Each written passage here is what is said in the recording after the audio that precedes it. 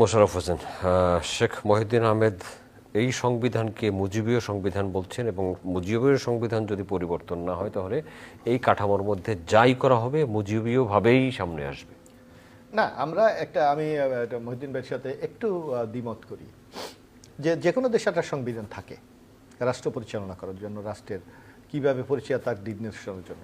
যদি সেই সংবিধানে কোনো জনস্বার্থবিরোধী কর্মকাণ্ড থাকে সেটা রেকটিফাই করার সুযোগ তো আছে। জনপ্রতিনিধিরা যারা নির্বাচিত, যেমন আমাদের বর্তমান সংবিধানে 17 বার কিন্তু সংশোধন করা হয়েছে।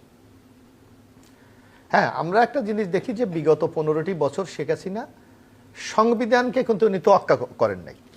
ওনার নিজের শাসনটাকে প্রলম্বিত করার জন্য নিজের মতো পরিচালনা করেছে। যেমন আমাদের সংবিধানের আর্টিকেল 7-এ যদি আপনি যান, 7ম অনুচ্ছেদে রাষ্ট্রের মালিক জনগণ।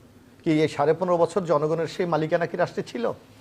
আমরা ভোটের অধিকার হারিয়েছি, আমরা কথা বলার স্বাধীনতা হারিয়েছি, আমাদের মানব অধিকার হারিয়েছি, আমরা বাংলাদেশে একটা দুর্নীতিগ্রস্ত ফেসিস রাষ্ট্রে আমরা পরিণত করেছি। এটা কি সংবিধানের দোহাই দেবেন আপনি? নো, এটা প্র্যাকটিসের উপর ডিপেন্ড করে।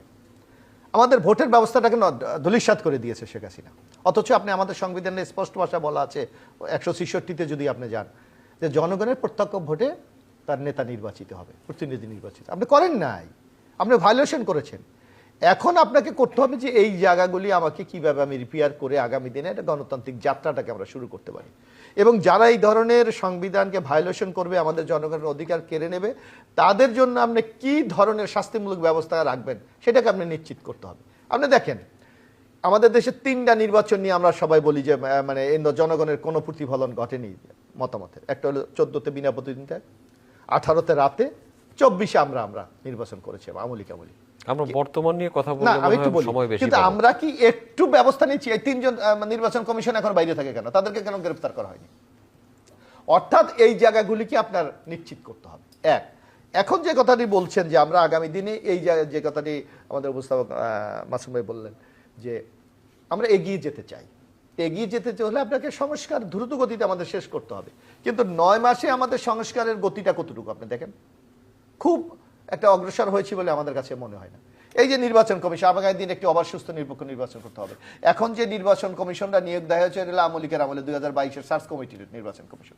তাহলে আপনি 9 মাসে কেন এখনো নির্বাচন কমিশনের জন্য একটা আইন করতে পারেন নাই? কারণ আপনার কাজই তো আগামী দিনে জনগণের এই নির্বাচন কমিশন তো গঠন হয়েছে এই সরকার আসার পর। এই সরকার হয়েছে, কিন্তু এটা হলো পূর্বের আইন, 2022 সালের আইন।